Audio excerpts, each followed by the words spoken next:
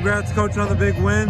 How does it feel? You had two bad losses in a row coming into this game. To bounce back in such a big way, how do you feel about tonight?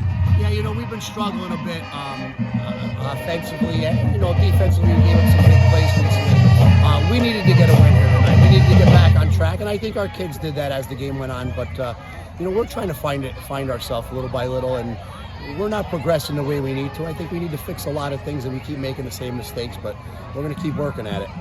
Now, I imagine it was super big. They tied the game up 7-7. You get the instantly 80-yard kick return by Gabe Davis, and from then on, your team started to roll. How big was that to punch right back? Yeah, Gabe's a playmaker. He's been our playmaker all year. They have some good athletes over there, and their kids made some plays. Number 4 hurt us in 2 big plays.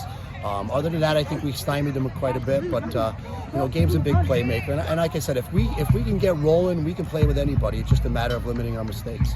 How do you like the balance of throwing and running the ball tonight? That's what we're trying to do. We're trying to balance it out a little bit. We have a sophomore quarterback, and when his mechanics are right, he's as good as anybody. And we're trying to work on that week in and week out. How about defensively? What did you like about tonight? I know you said they had playmakers like number 4, number 6. Our defense has kept us in games all year round, and there's no different tonight. They had 2 big plays, but other than that, we've really limited them, and that's who we are. Our defense really takes pride in not letting teams run the ball.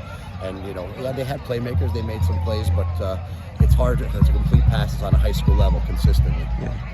My last thing is, now, how do you take from tonight's win now for your home finale next week against Walton-Paulpick? Yeah, I keep telling our kids every week's playoffs from this point forward. And, Paulpick's a great team. I think they lost 14-13 tonight to Pittston. That was a tough game.